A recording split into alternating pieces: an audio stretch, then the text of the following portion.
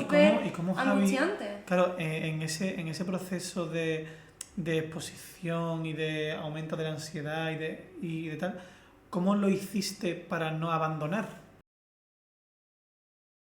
ese proceso? Porque entiendo que durante eso, hay muchas ideas de, y yo, que yo no puedo, y yo, que no. Sí, que o sea, ya te digo, yo estuve 2 años en terapia donde hubo momentos donde no salí de la cama. Claro. Y eso fue un abandono.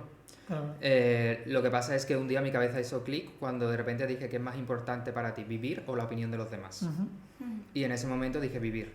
Y dije, pues que se rían de mí. Claro. Y Javi, una pregunta.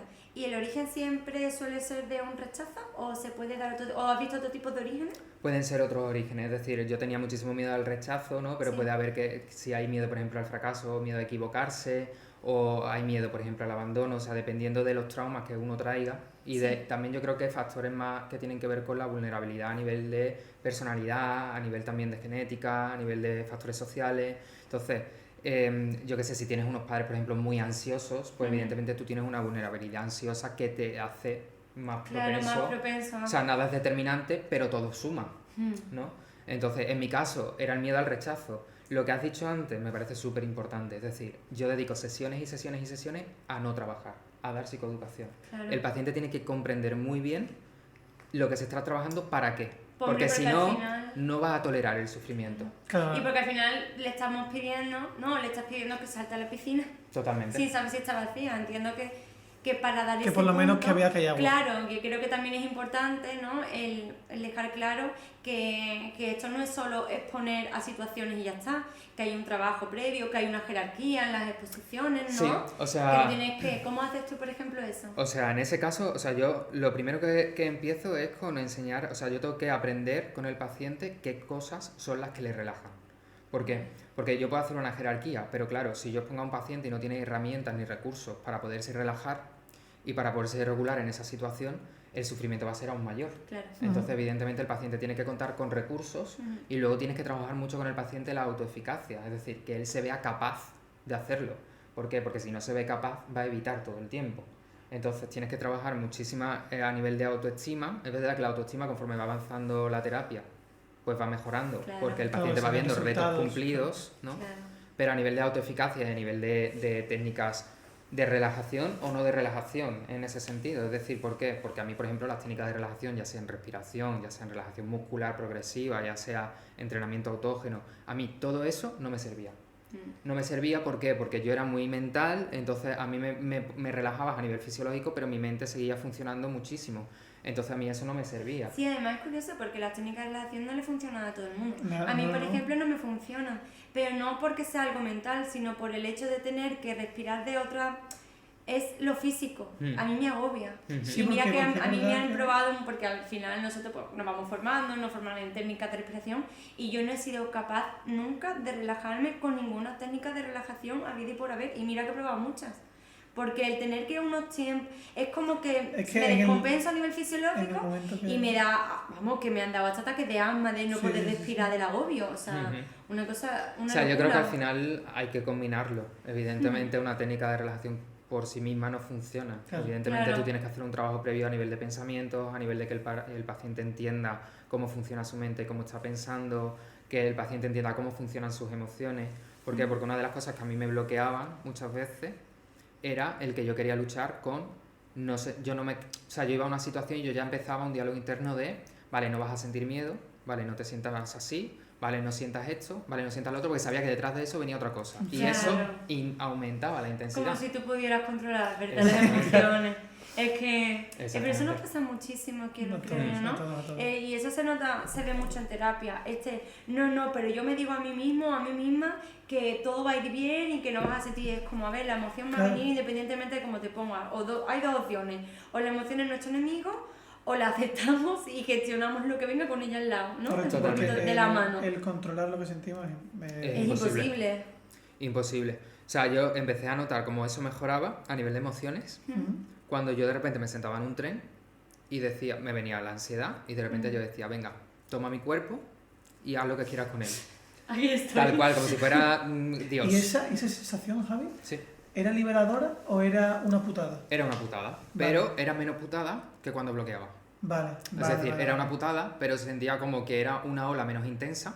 Y que al menos tú decidías, ¿no? Porque tú decidías decir, vale, que en el otro lado no estabas decidiendo. Claro, en el otro lado era una lucha continua conmigo mismo. Claro, aquí es como, vale, aquí tú decides. Un poco Claro, es como una mínima libertad. Hombre, dentro de la situación angustiante, al menos aquí no añadimos la guerra constante contra ti mismo, porque al final es todo el rato algo interno, contra tus pensamientos, contra tus emociones, contra tus sensaciones, la alerta de tu cuerpo, porque al final... Claro, pero no deja de ser una sensación fea, ¿no? No, claro, sí, pero digo que te convierte un poco más libre comparado con o que lleva una te lucha. Acerca un poco más a la estabilidad, claro, el que tú puedas decir, llegar a un punto que tú digas, vale, pues que llegue la ansiedad, que se va a ir, ya se irá, porque además, bueno, nosotros...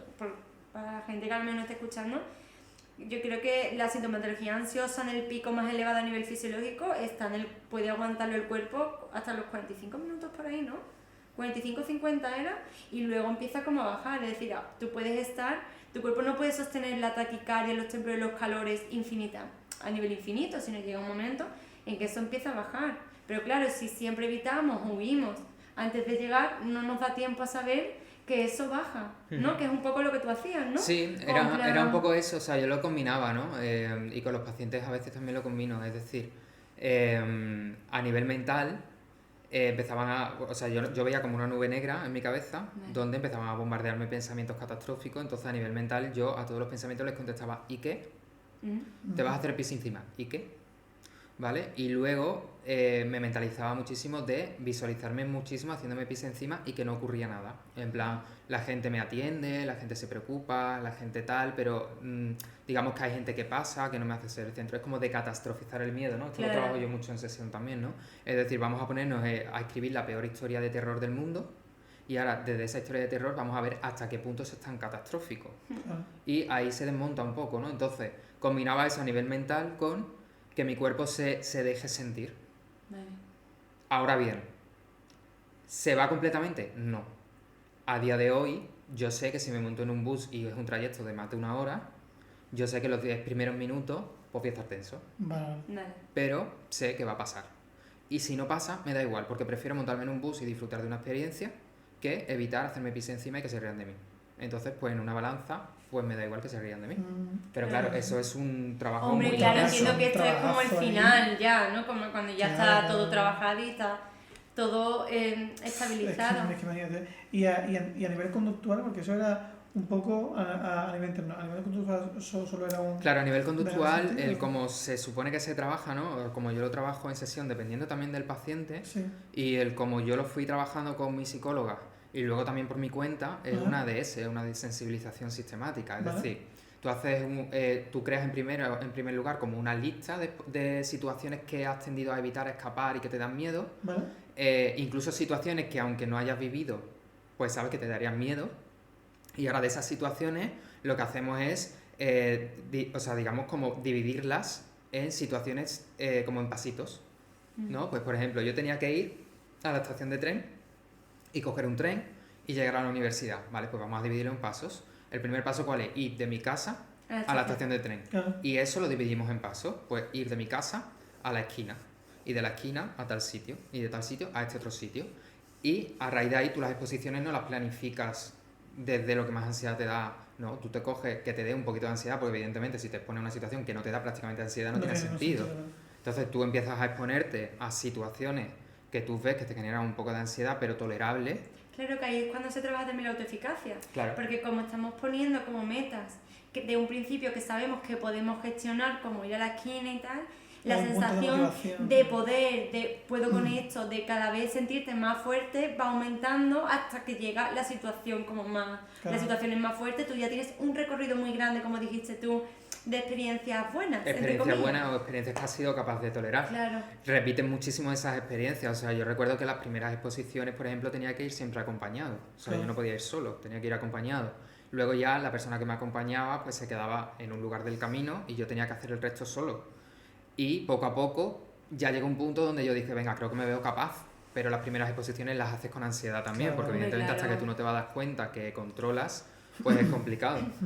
Ya una vez que tú vas superando situaciones, lo que le digo yo también a los pacientes a veces, es decir, todas las situaciones que tú te propones en una jerarquía no las vamos a tener por qué pasar. ¿Por qué? Porque cuando tú superas 5 o 6 situaciones, eso tú lo generalizas. Entonces, si tú ya puedes estar en un bar sin miedo, también igual puedes estar en un centro comercial sin miedo. Claro. Sí, igual que pasa con la ansiedad, que va generalizándose, conforme vamos consiguiendo terrenos, entre comillas, también se van generalizando.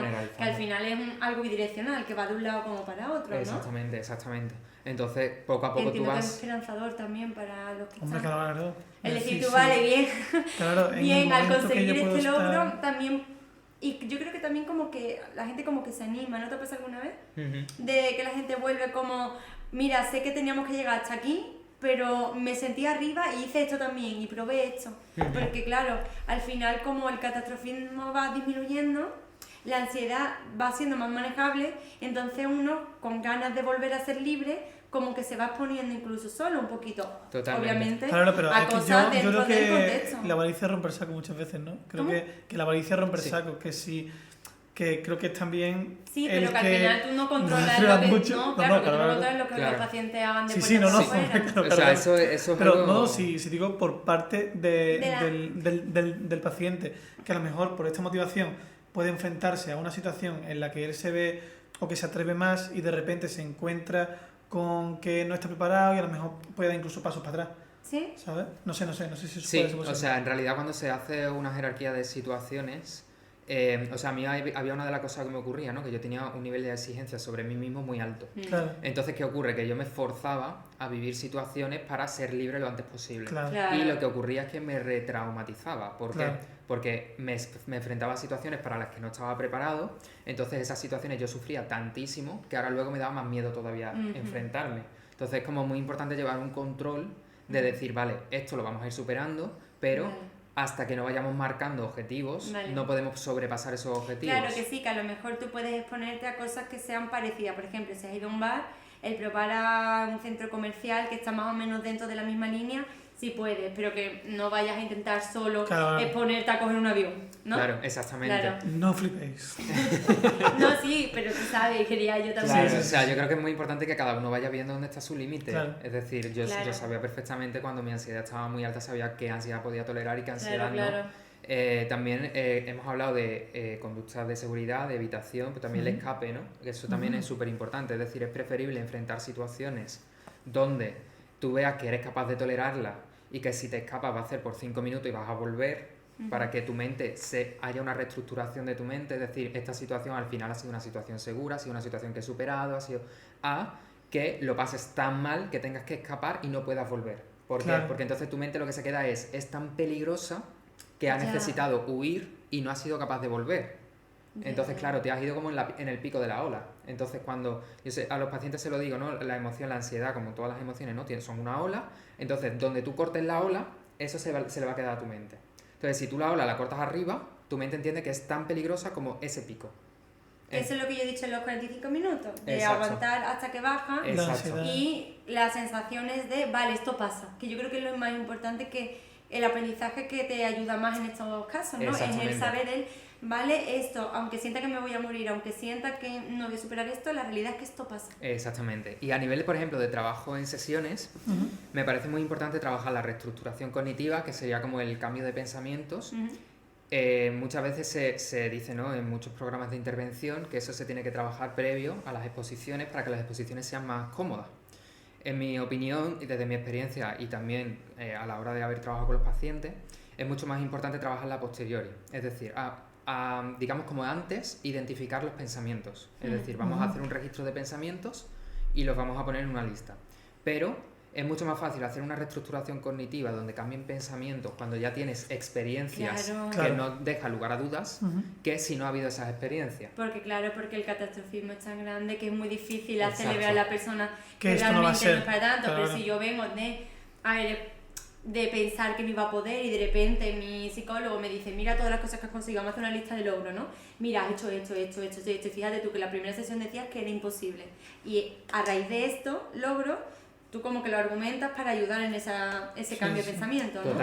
Totalmente. Entonces ya a posteriori pues puedes hacerlo nada más que termine la exposición o luego en sesión, pero tú a posteriori te sientas con el paciente y le dices, vale, tú pensabas que esto iba a ocurrir. Claro. ¿Es lo que ha ocurrido? No. Y claro, ahí es mucho más fácil que nuestra mente encaje. Y siembrar la duda, ¿no? Entonces sí, esto no ha ocurrido como tú pensabas. ¿Qué otras cosas hay que piensas? Que no ocurran. Claro, y ahí es como sembrar como la pequeña semillita, Exactamente. Entonces, cuando uno tiene experiencias conductuales que hacen que te des cuenta de que las cosas no son tal como tú pensabas, claro, es mucho más fácil entrar en una reestructuración de pensamiento, es decir, cambiar esos pensamientos.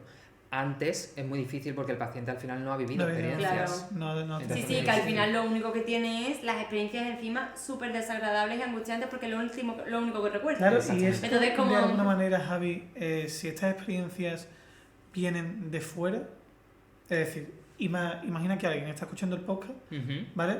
Y igual, esta reestructuración cognitiva que va a trabajarla ella, ahora no la va a trabajar desde su experiencia, sino que ve esto y dice, ostras, pues Javi ha pasado por este proceso, ¿también le valdría a esta persona? ¿O tiene que haber un proceso individual, personal? A ver, yo creo que al final esto no deja de ser un tomar conciencia. Vale. Es decir, tú tomas conciencia de que si hay personas que lo han podido superar, hay personas que lo han vivido y hay personas que... O sea, porque en mi caso, por ejemplo, yo no solamente lo he vivido, sino que he estudiado sobre el tema, ¿no? Entonces, al final yo creo que evidentemente te abre un poco la mente a la hora de esto tiene salida, se puede trabajar, pero como la experiencia que tiene uno no es tan fuerte. No es tan fuerte. Entonces, por mucho que tú me cuentes, pues no. Por eso lo que decía al principio, ¿no? El hecho de tener cuidado a la hora de contárselo a los pacientes. ¿Por qué? Porque si ellos no lo han vivido, lo pueden vivir como una invalidación. Porque es como, ¿tú qué sabrás de lo que yo estoy viviendo, aunque tu experiencia haya sido parecida? Porque bueno, que al final cada vivencia es un mundo y cada origen también. Y o sea, la manera de gestionarlo, la manera de vivirlo. Que a lo mejor a ti te sirvieron ciertas cosas y a lo mejor te encuentras que en terapia personas que han vivido cosas parecidas a las tuyas las gestionan de otra manera y necesitas otros recursos. Totalmente. Claro, y que también puede haber gente que a lo mejor diga, sí, bueno, pero a mí no me va a funcionar por X justificación que me encuentro para seguir en este proceso de ansiedad. Claro. Sí, o sea, yo creo que también esto lo que puede servir sobre todo también es para normalizar. Claro. Es decir, cuando nosotros no conocemos personas que lo han pasado, entendemos que somos unos raros y que somos unos bichos raros, que esto nos pasa solamente a nosotros y que estamos locos. Y es como, no, es que incluso una persona que es psicólogo y que sabe de lo que trata, lo ha vivido y lo ha sufrido. Y que a día de hoy lo trabaja, sabe, en terapia. Sí. Total, entonces el hecho de, o sea, yo creo que, porque hay muchas personas, ¿no? Yo cuando lo cuento como con muchísima naturalidad, ¿no? Y hay personas que me dicen, que nos sorprende, ¿no? El hecho de contar algo así como de una forma tan natural. Y es como, claro, es que lo tienes que normalizar. Porque es algo normal. Es decir, que tu mente funciona así no es algo tan raro. Es decir, así funciona la mayoría de las mentes. Lo que pasa es que es una mente mal gestionada. Entonces lo que tenemos que aprender es a conocerla, a gestionarla y a saber cómo está funcionando. Claro. ¿No? Pero es algo normal. Es decir, esto le puede ocurrir a cualquier persona que de repente viva una situación traumática y de repente eso se quede en su mente y empiece a actuar de una forma como para intentar controlar ese miedo. De alguna manera. Oye, Javi, y cuando tú acabas ya el tratamiento y tal... ¿Hubo algún momento de retroceso, de volver atrás, de fantasmas del pasado? Sí, no voy a nombrar a la persona. Pero sabrás quién eres. No voy a nombrar a la persona, pero es verdad que con el paso de los años, o sea, yo estuve en terapia 3 años y con el paso de varios años donde yo estuve bien, es verdad que de vez en cuando pues uno tiene como mini recaídas, pero recaídas que son muy gestionables, que a lo mejor pues te dura un día, una semana, a lo mejor un mes que estás así un poquillo tal, pero que luego pues tu mente vuelve a funcionar tal y lo vuelves a superar, ¿no? Y bien, cada vez las recaídas son menos, eso sí que es cierto. Pero sí que es verdad que hubo una época de mi vida donde me tocó trabajar con una persona que todo el rato me hacía, o sea, no era moving, pero era como que tenía una actitud conmigo que afloró el miedo al rechazo y al miedo al que se riesen de mí y tal. Entonces, ¿qué ocurre? Que yo en el momento en que vi ciertas cosas que se despertaban en mí, me fui a terapia. Claro. Y me fui a terapia, entonces lo gestioné muy rápido. ¿Puede haber una recaída? Claro que sí que puede haber una recaída en el momento en que vives una situación que te recuerda al trauma. Pues en ese momento puede haber una recaída. Que es lo importante, que evidentemente hay un aprendizaje ya hecho. Entonces, aunque tú recaigas, no recaes. Una recaída no es una caída, es una recaída, pero que tú te puedes levantar. Y evidentemente porque además también tienes ya el aprendizaje de que te has levantado, ¿sabes? Que claro, no es como la primera vez que desde la desesperanza. Totalmente. Y después el hecho de entender, cuando tú ya tienes un aprendizaje de entender bien qué es lo que te ocurre, yo por ejemplo en ese momento identifiqué perfectamente dónde estaba el precipitante, sabía perfectamente qué situación y con qué persona era y sabía qué es lo que estaba ocurriendo en mi cuerpo. Entonces yo me fui a terapia porque necesitaba a alguien externo que me echara una mano un poco para gestionar, ¿no? Pero no perduró en el tiempo. Vale. O sea, fueron un par de meses donde no me incapacitó tanto. Vale. Es decir, solamente me incapacitaba en la situación que estaba con esa persona. Vale. En esa situación sí es verdad que había momentos donde yo sentía esa falta de control. Pero luego una vez que salía de esa situación, yo tenía una vida medianamente normal. Pero ¿qué ocurre? Que ya sí que veía yo como que había una anticipación, sí que veía yo que en esa situación me sentía ansioso, sí que tal. Entonces yo me puse en manos de otro terapeuta en ese momento para que me pudiera echar una mano. Y no duró tanto. Vale. O sea, fue mucho menos fue más leve y fue... ¿Y tuvo que desaparecer? ¿Tuviste que alejarte de esta persona? No, es decir, que pudiste trabajarlo incluso con esta persona. Sí. Ahí sí, lo trabajé y, cambié ciertas cosas de mi comportamiento en la relación con esa persona para que no me afectara tanto y para protegerme un poco, pero o sea, no tuve que abandonar la situación en ningún momento. No la tuve que abandonar.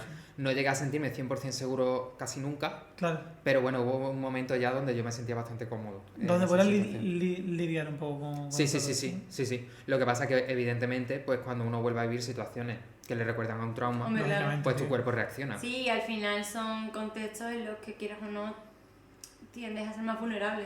Totalmente. Por lo vivido. Claro, Javi, ¿y solo con esta base de aprendizaje es suficiente para mantener todas estas conductas?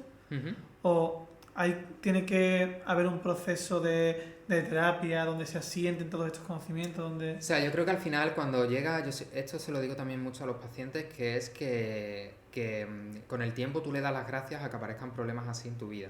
En el sentido de que esos problemas primero son una luz roja, que te dicen que hay algo que no se gestiona bien, y que hasta que no aparece esa luz roja, pues no te das cuenta y vas como sobreviviendo en la vida. Sí. Y luego es verdad que al final estos problemas te ayudan como a conocerte mucho mejor.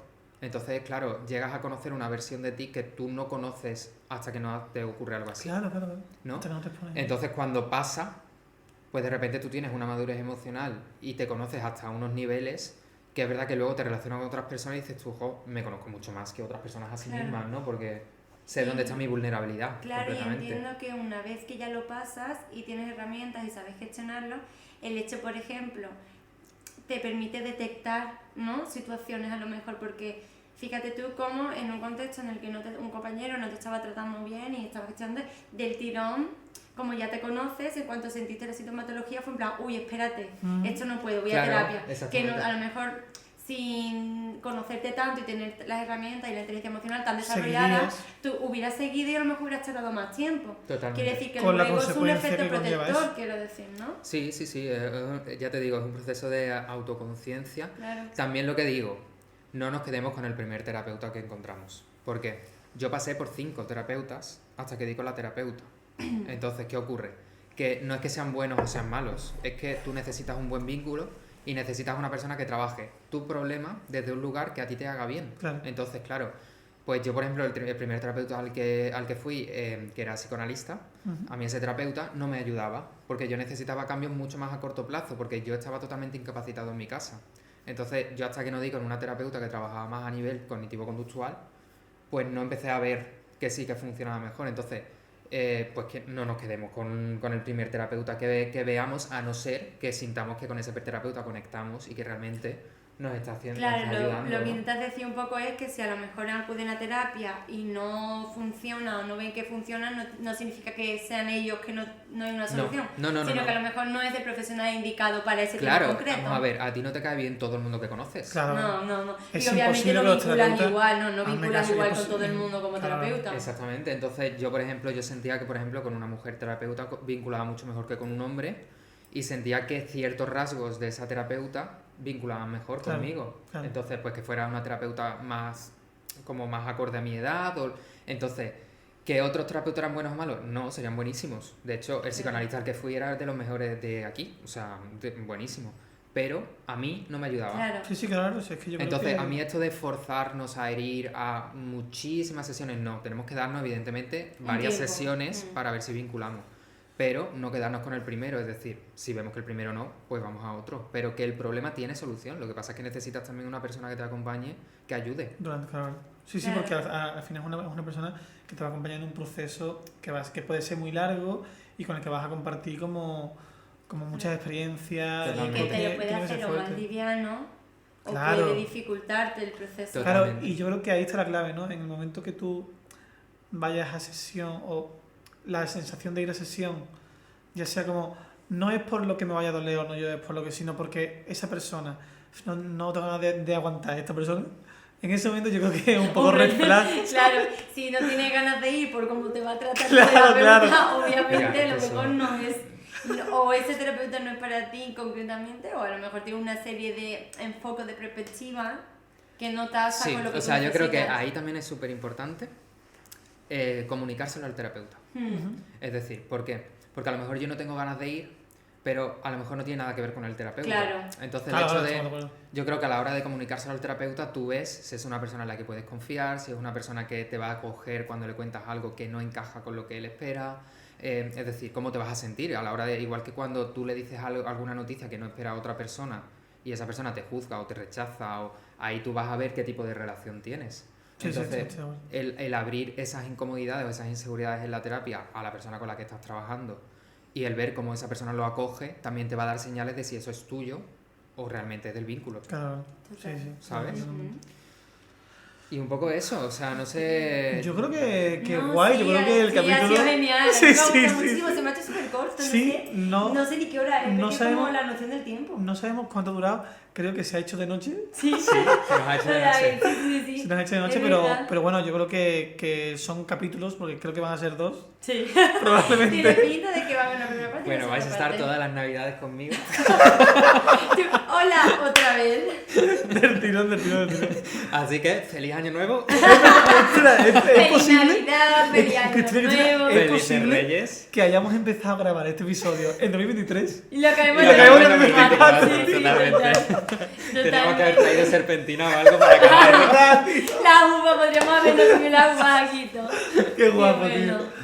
Bueno, pues nada, eso, que muchas gracias por venir, Javi. Muchas gracias por venir. De verdad, creo que tu experiencia va a ser súper esclarecedora y creo que es súper nutritiva para muchísimas personas que vean esto. Y además creo que este enfoque que le has dado creo que puede ayudar muchísimo porque es un enfoque muy vivencial, ¿no? Sí. Que al final la agorafobia, lo que hablábamos antes de grabar, ¿no? Que tú puedes buscar en Google, tú puedes buscar, bueno, no en Google, por favor, no, que esto lo que dice Google, ¿no? Pero tú puedes entrar a páginas de psicología, al DSM, puedes entrar en muchos manuales diagnósticos, puedes encontrar la teoría, pero es mucho más nutritivo, creo yo, ¿no? La parte práctica, vivencial, que te dice pues la realidad, ¿no? De lo que pone en papel. Entonces creo que ha sido genial, a mí me ha encantado, muchísimas gracias por abrirte por todo. Ha sido difícil, pero luego ha molado. Sí, hasta que hemos conseguido grabar ha sido complicado. Sí. Así que nada, la semana que viene nos vemos, no sé cuándo caerá esto. No sabemos si será especial o no. Sí, va a que ser. Probablemente sí, porque no sabemos si antes o después de este episodio habrá por ahí un episodio especial. Muy especial. Y lo dice Cristina, ¿eh? Muy especial. Así que nada, muchas gracias. De nuevo, ideas, redes sociales, Facebook, Twitter. Facebook no, Guillo, siempre digo Facebook, tío. Instagram, YouTube, TikTok, Spotify. TikTok. También si queréis hacer preguntas, tenéis dudas, queréis que Javi vuelva para hablar más de otro tema, de tal, de cual. Que quiera, pues también estamos encantados. Y nada, muchísimas gracias. Javi, nos despedimos. ¡Feliz Navidad! Persona que